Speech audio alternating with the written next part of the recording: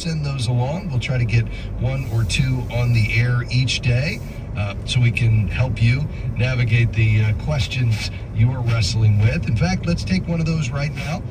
Daniel writes to us. He says, we recently purchased a home and had a child. Now we will need a new roof and a new furnace this winter.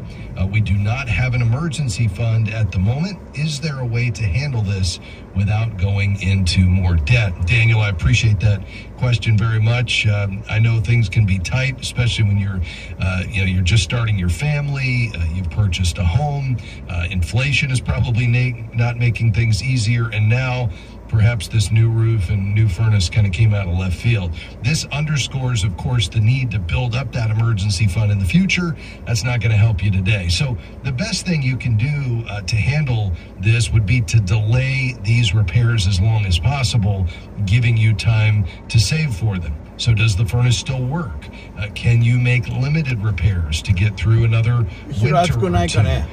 Is the roof actually leaking? If not, you can delay replacing it. If it is, could you make repairs that will buy you some time before you have to replace it entirely? Maybe you could find a local roofer who maybe is independent. You could certainly get a bid from one of the big companies in town, but maybe somebody who's independent would help you, maybe at less cost, do a repair job that would get you through until you can save.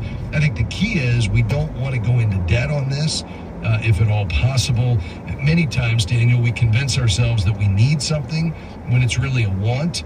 Now, if you absolutely have to make an improvement, a home equity loan is the best way to go. However, in this interest rate environment, you may also want to consider a home equity line of credit, especially if you think you can pay it off in 5 years or less, because that would allow the interest rate to come down through a variable rate as rates fall, which I suspect will begin happening early next year. So, Daniel, I know you've got a lot on your plate here. Hopefully that gives you some thoughts. By the way, if you have a question, send it along. We'd love to hear from you. AskRob@faithfi.com. All right, let's head to the phones. We'll begin today in Louisiana. By the way, some lines open, 800-525-7000. Hi, Joe. Go right ahead, sir. Hey, man, I was just wondering, I see a lot of commercials about this buy gold and all that. I watch Newsmax a lot, and a lot of you people on there are saying invest in precious metals and things like that, and I was just getting your thoughts on it. I'm 61 years old. I have a 401k. My wife's 64. So and me and her was talking about, should we take part of our 401k and invest in gold or silver? Yeah. I think there's a place for the precious metals. In fact, they've done well. A lot of folks have been overweighted the precious metals, meaning with a typical range that you might include for your investable assets, they're at the upper end of that range. But I wouldn't go beyond that, especially, just because of the marketing that we're seeing around it. We see a lot of this, Joe, anytime there's uncertainty and fear, obviously the looming recession, what's going on with interest rates, what's happening with the U.S. dollar, all of that is causing folks who sell precious metals to kind of dial up their marketing efforts. This is not new. It happens every time. That doesn't change the fact that, historically speaking, the precious metals have not done as well as a properly diversified equity portfolio, stocks.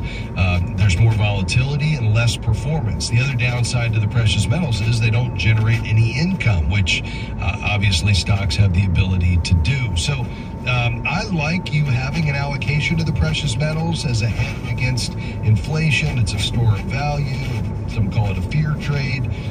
It's an uncorrelated asset. So in a properly diversified portfolio, when stocks are falling, a lot of times, depending on what's going on economically, gold is increasing.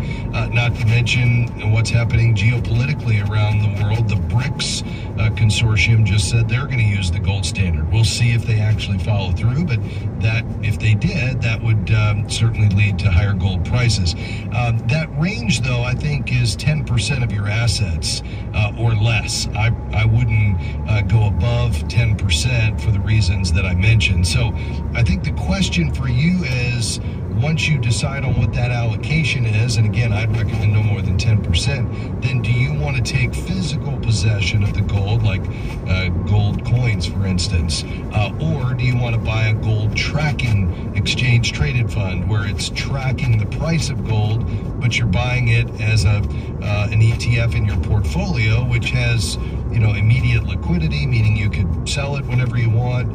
You should track with the price of the underlying precious metal, in this case gold, but you also don't have to take physical possession and store it. You don't have any dealer markups on the buy and the sell, that type of thing. I've thrown a lot at you, though. Give me your thoughts on all that. Well, I'm kind of confused for sure now, but anyway. Tell me what you're confused about. Let me see if I can help. Well, I mean, take gold, okay? You said I can hold it myself, and then I don't have to pay, somebody to manage it or anything, or I can do it another way, you said. Yeah. So 2 ways to buy gold. Number one is you actually buy the physical gold. So you would buy, let's say, the gold coins, and you might put them in a safe deposit box. You could buy, bars. I mean, you buy the physical gold, and then you have to store it and secure it. Another way is you buy what's called a tracking stock. So essentially, this is not like a mining company where you're investing in a particular company that has sales and earnings. There are what are called exchange traded funds, which is basically a basket of investments. But in this case, like an example would be the ticker symbol GLD. Basically, that is a tracking stock that just follows the price of gold. So they actually own gold that's backing this. And as the price of gold increases, this tracking exchange traded fund increases with it. As the price of gold falls, it falls. So it's a way for you to have an allocation to gold in your portfolio without you having to buy it, receive it in the mail, put it in a safe deposit box, and secure it. Do you follow that? I do, and that's which one would you? It really just depends on what you're looking to do. If you just really want the allocation of gold, the simplest way is the tracking stock. If you want to buy and hold it forever and you really like having physical possession, you can certainly go that way as well. We'll be right back. Stay with us. What does the American Family Association stand for? AFA aims to evangelize the lost and disciple the believer. AFA aims to strengthen biblical marriages and equip parents to raise godly children. These values and more are part of our mission to inform, equip, and activate individuals to strengthen the moral foundations of our culture. We also support the church. We want to be a leading organization in biblical worldview training for cultural transformation. Thank you for standing with us. We are grateful for support from 1% Investments on the Faith and Finance program. They manage a comprehensive suite of value-based investment strategies designed to help Christian investors live aligned with what they value most. 1% believes that if your values inspire the way you live, they should also inspire the way you invest. This can be a unique form of worship. More information is available at investments.1%.com. That web address is investments.1%.com. AFA is no longer dependent on Facebook or YouTube to live stream our original programming. As of now, American Family Radio shows like Today's Issues, The Court, Airing the Addisons, and The Hamilton Corner are streaming live on the AFA streaming app. Independent live streaming is the next step as we come out from among them and separate ourselves unto the Lord. Search AFA Streaming or visit streaming.afa.net to sign up. We are grateful for support from Sound Mind Investing in the Faith and Finance program. For more than 30 years, they've been helping Christians reach their financial goals with step-by-step guidance for investors at every stage, from those just getting started to those getting ready for retirement. Through scriptural principles and practical suggestions, SMI offers financial wisdom for living well. More information, including the short video webinar on profit and peace of mind, no matter what's happening in the market, is available at soundmindinvesting.org. My wife's aunt passed away, and we received a considerable inheritance from that. We talked to the people at AFA Foundation, and they were very caring. What excites us about the charitable gift annuity is we will always have income coming in. It will be steady. We won't outlive it. See if a charitable gift annuity is right for you. Call the AFA Foundation at 800-326-4543, extension 345. advice. Oh, what's up? I'm really struggling with finding ways to cut back. With costs going up, especially in healthcare, what do you guys do? We use CHM, Christian Healthcare Ministries. It's a health cost sharing ministry that's been sharing members eligible medical bills for over 40 years. Sure helped us stick to our budget. Here's the website, chministries.org. chministries.org.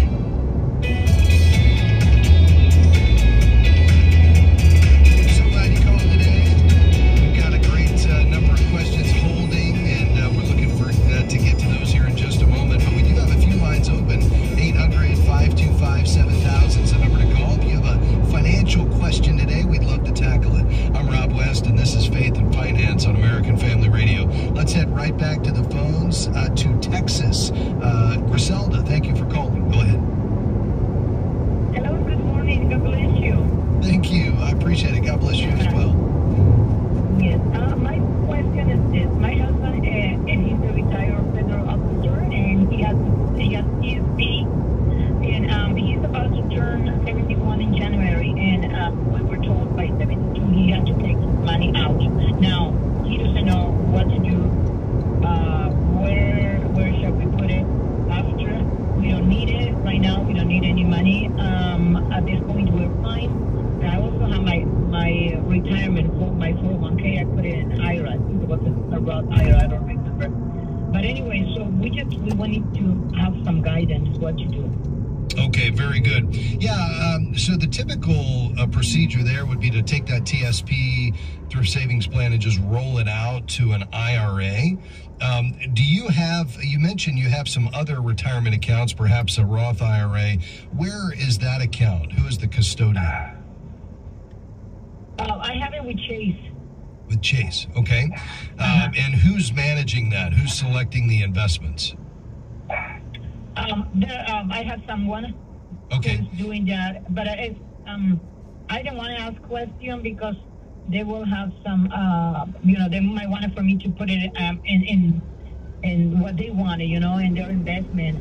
How do I explain? I don't know how to explain it. I wanted someone who will be partial, so could tell me, oh, okay, just move it here, move it there. Yeah.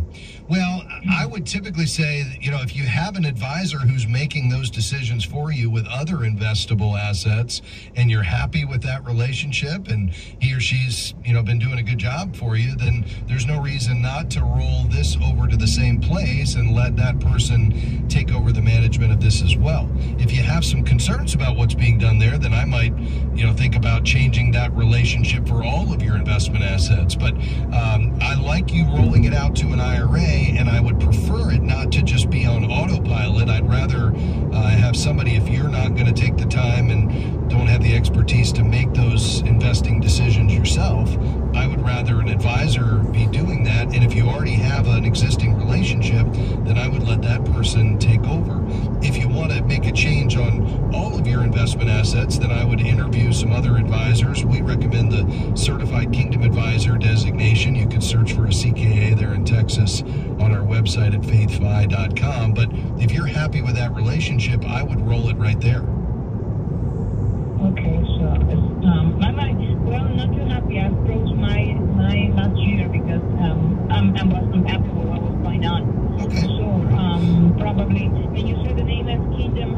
What is it? Yeah, it's a designation. It's the only industry designation for men and women who have been trained and committed to bring biblically wise financial advice. So they've met experience requirements and a pastor reference and client references, and they've been trained to bring a biblical worldview to financial decision making, and they've met experience requirements. So they're very well vetted. They've met high standards, and you can find a CKA by doing a search on our website at faithfi.com. That's faithfi.com, and then just click the button at the top that says Find a CKA, and that stands for Certified Kingdom Advisor. And there's 1,300 of them now, 1,400 actually, Griselda, in the country, and there'd be many of them there in Texas. I'd interview 2 or 3 that, in order to find the one that you feel is the best fit. You're going to want to ask them about their fee schedule and their experience, and get to know them a good bit, and then decide which one is the best fit. What do you all have in total investable assets between the TSP and Chase.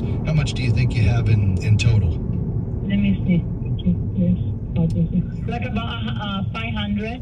Okay, about 500,000. Yeah, so that's obviously a significant sum of money that you've spent a long time, you and your husband, amassing, and we want to take good care of that. The challenge with managing money yourself is, you tend to make emotional decisions, especially in this environment right now. This is a classic example where the market was really struggling, last year, and then, all the economists were saying we're heading into a recession this year. Well, it hasn't come, and the first 7 months of this year, the market has been really strong. Now, there's still plenty of headwinds out there, so having a skilled advisor who can make a rules-based investment strategy that is appropriate for your age and risk tolerance, not acting emotionally, but really being thoughtful about how to invest the money to protect it first, but then also to grow it, is really what you need. And finding somebody that you just have a good rapport with and you feel like is a good fit for you and your husband, I think that's really key. And then if something were to happen to one of you, if the Lord were to call you home, then the other one has a trusted advisor, to turn to for all of the things that need to be done. So I'd interview an advisor. Once you select that certified Kingdom advisor, then you'll just want to roll this TSP over with the assets that come from Chase, and then that advisor could manage all of it. Okay. Well, sounds good. Thank you. Okay. You know what to do, and I think that's a good team. But thank you. May the Lord bless you, and have a wonderful day, sir. And you as well, Griselda. We appreciate your call. Quickly to Mississippi, Howard. Go ahead, sir. Yes, sir. I've been retired for about 7 years, and I tied on my retirement funds. We get between us, we get 4 checks a month. And pretty soon, a few years from now, I'll be getting in my Roths and IRAs because you got to take so much money out. Should I tie on those monies also, or just my retirement funds now? Yeah, it's a great question. Let's do this, Howard. I'm coming up on a break here, and I want to really help you think through this. There's really 2 approaches. I mean, tithing pre-retirement's really simple. Whatever your increase is from wages or gifts or tips or an inheritance, you just give a tenth. It's a little more challenging in retirement. The simple solution is just tithe on the total received income. The second is to tithe on the growth, but not the principal, assuming you've been tithing along the way. I'll help you unpack those, and we'll see if we can help you move forward in how to approach this. We'll be right back on Faith and Finance. Stay with us. Much more to come. Do you feel like your hands are tied with debt, preventing you from serving God? If you have credit card debt, Christian credit counselors can help. Through our debt management program, we can get you out of credit card debt about 80% faster while honoring your debt in full. For more information on how Christian credit counselors can help, visit ChristianCreditCounselors.org. That's ChristianCreditCounselors.org, or call 800-557-1985. 800-557-1985. What did you do last year that will last for eternity? Did you live for 俺は今日9時半だからあと30分35分だから20分くらいで中に入って帰宅してないとクラス始まっちゃうからね。ちょっと今日は遅れたから出るのが。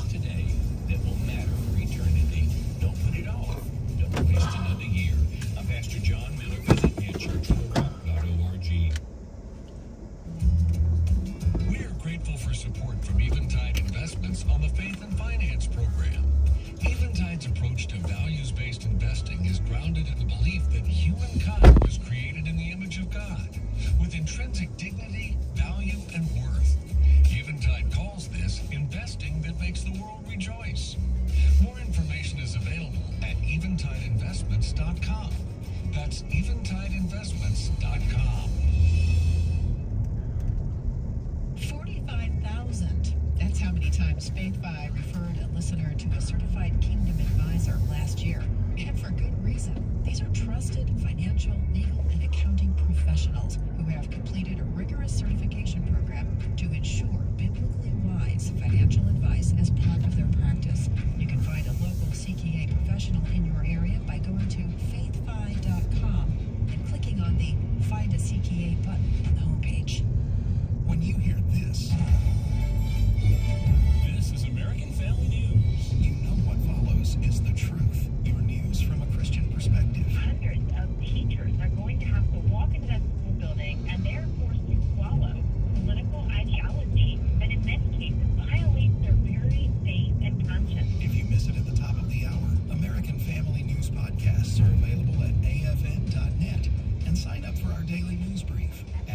afm.net.